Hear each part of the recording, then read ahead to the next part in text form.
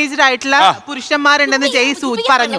അപ്പൊ നിങ്ങളുടെ ഓർഗനൈസേഷനിൽ അണ്ടർ പ്രിവിലേജ്ഡ് ആയിട്ടുള്ള ഗേ ആയിട്ടുള്ള പുരുഷന്മാരെയും ട്രാൻസ്മാൻ ആയിട്ടുള്ള പുരുഷന്മാർക്കും അംഗത്വം നൽകുമോ? നൽകില്ലെങ്കിൽ അത് എന്തുകൊണ്ട്? നിങ്ങൾ ഫെമിനിസം എടുക്കുന്ന ഒരു പ്രശ്നം വെച്ചാൽ ആണുങ്ങൾ ഇങ്ങനെ ഏറ്റവും മേലെ ഫുൾ പ്രിവിലേജ് നിൽക്കുന്നു, ഏറ്റവും അടി. അങ്ങനെയല്ല, സമൂഹത്തിലെ ടോപ്പ് ലെയറിൽ കുറെ പ്രിവിലേജിലായ ആണുങ്ങളും പെണ്ണുങ്ങളും ഉണ്ട്. അതിന് പിന്നെ നടുവിലൊരു സ്പെക്ട്ര.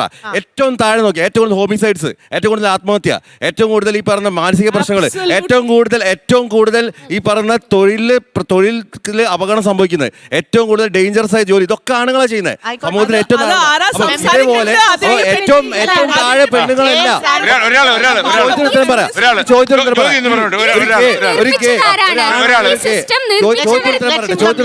ഒരാണായ ഒരു ഗേ ഈ പ്രശ്നം പറയുമ്പോൾ ഫെമിനിസം സപ്പോർട്ട് ചെയ്യുന്ന നെറേറ്റീവിൽ നമുക്ക് അവര് സംസാരിച്ചിട്ട് കാര്യമില്ല. അവർ ഈ പറയുന്ന പോലെ നമ്മൾ പറയുന്ന തത്വം ആ രീതിയിലാണ് എടുക്കുന്നെങ്കിൽ അവരെ സപ്പോർട്ട് ചെയ്യാൻ ഒരു കുഴപ്പമില്ല. പക്ഷെ അവർ ഈ പറയുന്ന പോലെ നിങ്ങളെ നെറേറ്റീവ്സ് വിശ്വസിക്കണോ നമുക്ക് അവർ പറഞ്ഞാൽ മനസ്സിലാവില്ല. പെട്രിയാർക്കിനെ വളരെയധികം സപ്പോർട്ട് ചെയ്യുന്ന ഒരു ട്രാൻസ്മാനും അതുപോലെ തന്നെ ഒരു ഗെയും മെമ്പർഷിപ്പ് ചോദിച്ചാൽ കൊടുക്കുമോ? അതിനെന്താ പ്രശ്നം കൊടുക്കുന്നതിന്? അതിനെന്താ കുഴപ്പം? കൊടുക്കുന്നത്? മെയിൻ സംഗതി എന്താണെന്ന് ഞാൻ പറയാം സാർ. ഇവർ ബേസിക്കലി ഒരു ഒപ്രസർ നെറേറ്റീവ് ഉണ്ടാക്കിയിട്ടുണ്ട്. ഒരു ഗ്രൂപ്പ് ഓഫ് ആൾക്കാർ ഒപ്രസ് ചെയ്യുന്ന ആൾക്കാരാണ്, വേറൊരു ഗ്രൂപ്പ് ഓഫ് ആൾക്കാർ ഒപ്രസ് ചെയ്യപ്പെടുന്ന ആൾക്കാരാണ്. ഇവർ ആ നെറേറ്റീവ് ഉണ്ടാക്കിയിട്ട് ആൾക്കാർ അതിന്റെ ഡെഫിനിഷൻ അങ്ങോട്ട് ആഡ് ചെയ്യും. അത് തന്നെയാണ് എല്ലാം പണ്ട് കാലഘട്ടം. എന്നെക്കാട്ടും പ്രിവിലേജ് ആയിരിക്കും ചിലപ്പോ മാഡം. ഞാനാണല്ലേ, ഞാൻ താഴെയാണല്ലോ നിൽക്കുന്നത്. ഇങ്ങനെയാണ് പറയാൻ പറ്റില്ല. മൂന്നാമത്തെ പ്രാവശ്യം ഞങ്ങൾ പറയാനുണ്ട് ഞങ്ങൾ അങ്ങനെ പറയാറില്ല. നിങ്ങൾ ചെയ്യുന്ന എന്താന്ന് പറഞ്ഞാൽ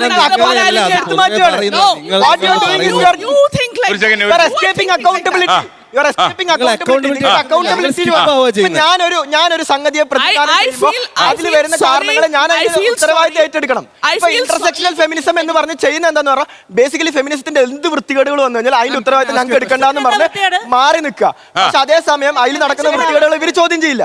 അതിന്റെ ചോദ്യങ്ങൾ വരുമ്പോൾ ഞങ്ങൾ ആ പാർട്ടിലല്ല എന്ന് പറഞ്ഞ് മാറി നിൽക്കുക. അതാണ്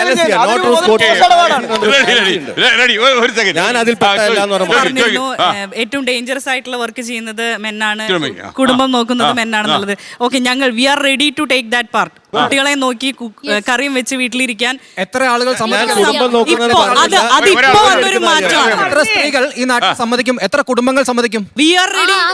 പുരുഷൻ വീട്ടിലിരുന്ന് ജോലി ചെയ്യുന്നു, സ്ത്രീ ജോലിക്ക് പോകുന്നു. Okay, ma'am, let me ask you one point. സ്ത്രീയും പുരുഷനും സമ്മതിക്കില്ല. Okay, അങ്ങനെയാണെങ്കിൽ നിങ്ങൾ സമ്മതിക്കുന്നുണ്ടോ ഇവിടെ മെൻസ് റൈറ്റ്സ് കമ്മീഷൻ വേണം, അല്ലെങ്കിൽ ഒരു മെൻസ് മിനിസ്ട്രി വേണം? Are you okay for that? Would you agree to that?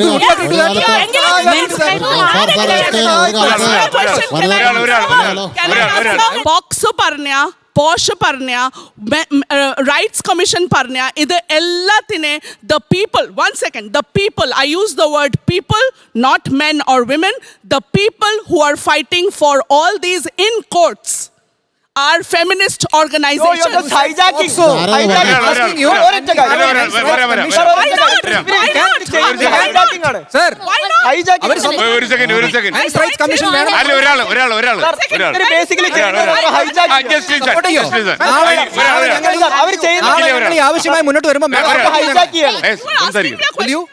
ലോകത്തെവിടെയായാലും ഏത് സമയത്തും 24 വാർത്തകളും ഓഗ്മെന്റഡ് റിയാലിറ്റി പാക്കേജുകളും എക്സ്പ്ലെയിനറുകളും വിശദമായി കാണാൻ ഞങ്ങളുടെ യൂട്യൂബ് ചാനൽ നിങ്ങൾക്ക് സബ്സ്ക്രൈബ് ചെയ്യാം.